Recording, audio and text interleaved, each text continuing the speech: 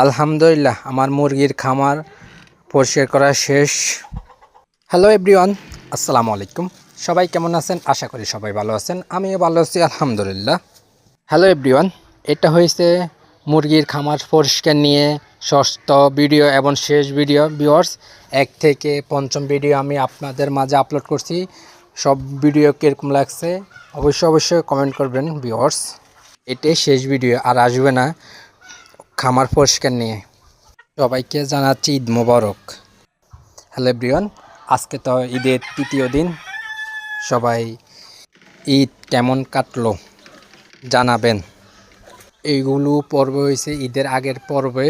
আমি তো আপনাদের মাঝে ভিডিওগুলো ঈদের আগে শেয়ার করছি, এবং লাস্ট পর্ব ষষ্ঠ ভিডিও এই পর্বটা রয়ে গেছে। ঈদের ভিতরে আমি ব্যস্ততার কারণে আপনাদের মাঝে আপলোড করতে পারি নাই, এবং আজকে ঈদের 3য় দিন আপনাদের মাঝে আমি আপলোড করতেছি। ভিউয়ার্স, কিছু মনে করবেন না, এটা শেষ পর্ব ভিউয়ার্স।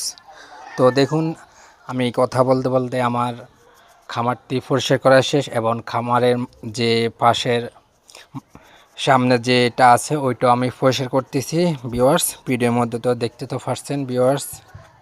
তো ঈদের কারণে, ব্যস্ততার কারণে আপনাদের মাঝে আমি ভিডিওগুলো আপলোড করতে পারি নাই। আজ থেকে আপনাদের মাঝে আমি আস্তে আস্তে ভিডিওগুলো আপলোড করব ভিউয়ার্স। সবাই আমার জন্য দোয়া করবেন, আমি যেন আপনাদের মাঝে সব সময় নতুন আপডেটগুলো ভিডিওগুলো আপনাদের মাঝে আমি শেয়ার করতেছি, তুলে ধরতে যেন পারি ভিউয়ার্স। আপনারা তো দেখছেন আমার মুরগির খামারটি দিতে কত কষ্ট হয়েছে। অনেক কষ্টের ফলে আমি আমার এই যে মুরগির খামারটি আমাদের বাড়ির ছাদের উপরে তুললাম।